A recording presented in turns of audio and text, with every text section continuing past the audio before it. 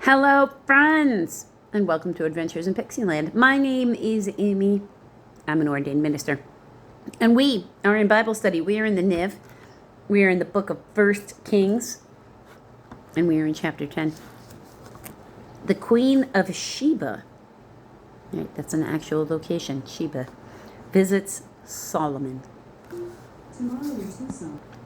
Sorry, I got interrupted by a weather broadcast.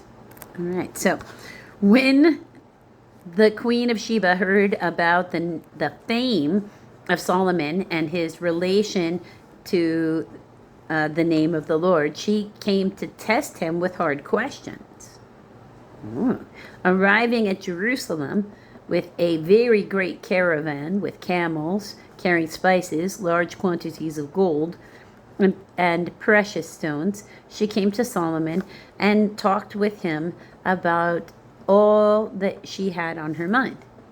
Solomon answered all her questions. Nothing was too hard for the king to explain to her. When the Queen of Sheba saw all the wisdom of Solomon and the palace he had built, the food on his table, the seating of his officials, the attending servants in their robes, his cupbearers, and the burnt offerings he made at, footnote of D,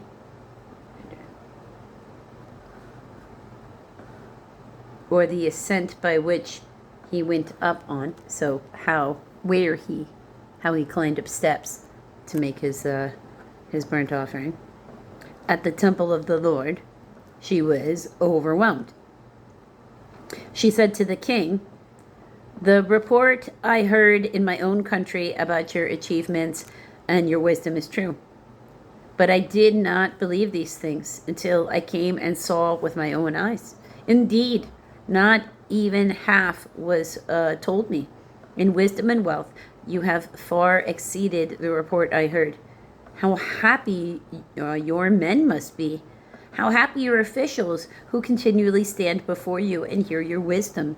Praise be to the Lord your God, who has delighted in you and placed you on the throne of Israel. Because of the Lord's eternal love for Israel, he has made you king to maintain justice and righteousness." And she gave the king 120 talents. So that's got a footnote of E. That is 4.5 tons, or about 4 metric tons, of gold, large quantities of spices, and precious stones. So they're sure it's good to be the king, right? Never again were so many spices brought in as those the Queen of Sheba gave to King Solomon. Hiram's ship brought gold from Ophir, and from there they brought great cargoes of mulgwood. A mulgwood. Got a footnote of F. Because I'm like, okay, what is a mulgwood? Okay. Gumwood. Okay. And precious stones. The king used a mulgwood to make supports for the temple of the Lord and for the royal palace, and to make harps and lyres for the musicians. So it's just a type of wood he likes. So much mulgwood has never been imported or seen to this day. King Solomon gave the Queen of Sheba all she desired and asked for, besides what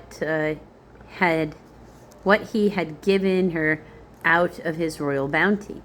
Then she left and returned with her retinue to her own country. Solomon's splendor.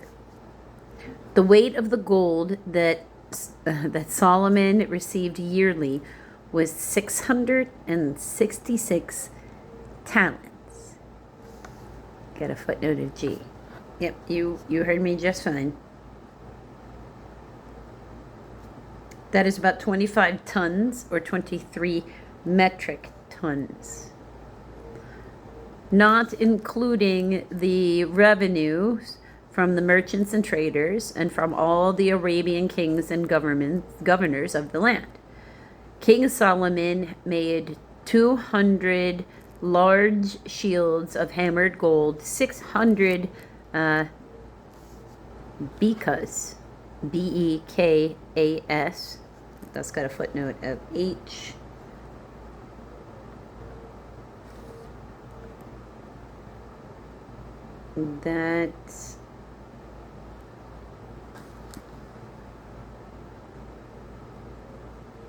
That is about 7.5 pounds or 3.5 kilograms of gold. 600, because that's a measurement of weight, because it's 7.5 pounds of gold went into each shield. He also made 300 small shields of hammered gold in 3 minas. That's Greek. That is about 3 3/4 pounds or 1.7 kilograms of gold in each shield. The king put them in the palace of the forest of Lebanon.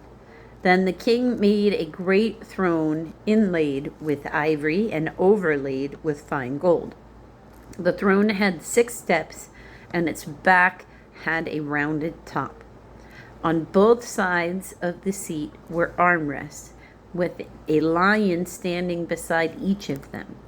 12 lions stood on the 6 steps, one at either end of each step.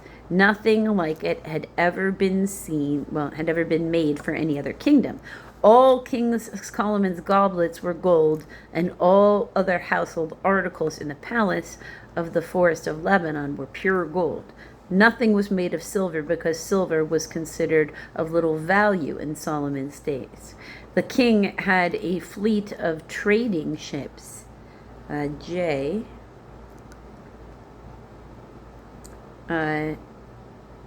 Hebrew of ships of Tarshish, which is a location along the coast, which would make sense for having ships there in Tarshish. Their leading gemstone export was turquoise. The king had a fleet of trading ships at the sea, along with the ships of Hiram. Once every 3 years it returned, carrying gold, silver, ivory, and apes and baboons. So, okay. All right. King Solomon was greater in riches and wisdom than all the other kings of the earth. The whole world sought an audience with Solomon to hear the wisdom a God had put in his heart. There's a thing right now, a trend of watching like different types of, either monkeys or apes, chimps. I don't want to categorize exactly what type, any of them are, because I'm hardly an expert on, any of that. But in clothes, doing all kinds of things. So it just means we have always had a fascination with watching these particular creatures that are so very much like us. And isn't that fascinating? That it's always been there from the moment we saw them. King Solomon was greater in riches and wisdom than all the other kings of the earth. The whole world sought an audience with King Solomon to hear the wisdom that God had put in his heart. Year after year, everyone who came brought a gift, articles of silver and gold, robes, weapons and spices, and horses and mules. Solomon accumulated chariots and horses. He had 1,400 chariots and 12,000 horses. I'm going to get a footnote of K. Were charioteers, which he kept in the chariot cities, and also with him in Jerusalem. The king made silver as common as in Jerusalem as stones, and cedar as plentiful as sycamore fig trees in the foothills. Solomon's horses were imported from Egypt, or possibly Muzur, Muzur, a region in Sicilia. Would be a province, eventually a Roman province. Before I would come to know about it in history. And from Ku, K-U-E, which has its own footnote. Probably, again, Sicilia. So that area becomes that, known as that. The royal merchants purchased them from Ku, and they imported the chariots from Egypt for 600 shekels in. That is probably about 15 pounds or 7 kilograms of silver, and a horse for 150, that is 3 3/4 pounds or 1.7 kilograms. They also exported them to all the kings of the Hittites and the Armenians. So they were also their hookup, and they're basically their only way you can get a car for their time dealership. If you want to find out more about Solomon, because he, like his daddy David, had an eye for lots of ladies. And that's basically what the next chapter is about. So if you want to find out about that, come back for the next video.